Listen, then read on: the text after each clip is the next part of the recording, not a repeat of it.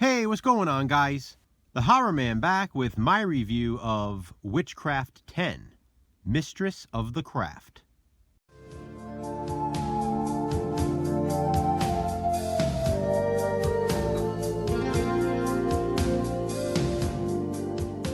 Witchcraft 10, Mistress of the Craft, was screened just one time in 1998 before being released on video. This one takes the franchise from LA to England. A serial killer, who also happens to be an evil warlock, is taken into police custody. He is from Los Angeles, so he needs to be extradited back to America. Detective Lucy Lutz is called, and arrives in England for the extradition.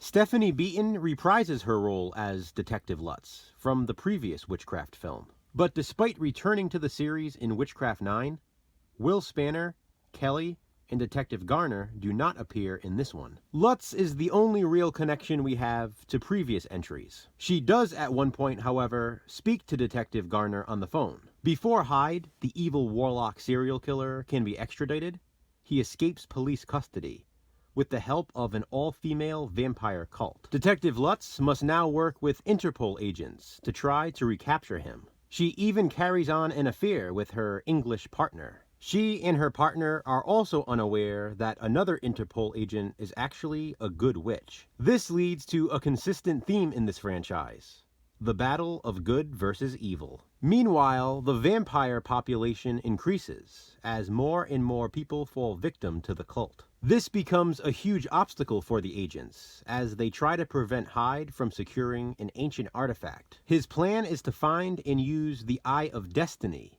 to raise a satanic spirit. But he must first make sacrifices of fire, wind, water, and earth. He's pretty much the horror movie version of Captain Planet.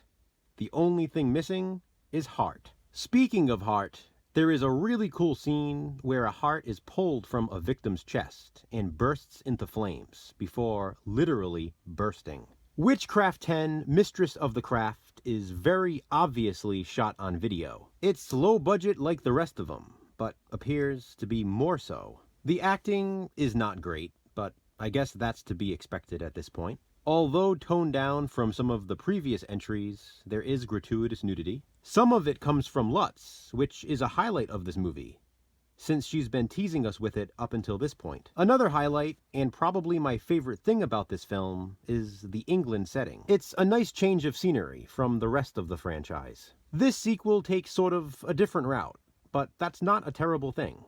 I'm still enjoying this series. 10 down, 6 more to go before I finish the franchise. What's in store for me next? I'm not quite sure, but I'll find out soon enough. Until then, what do you think of Witchcraft 10, Mistress of the Craft?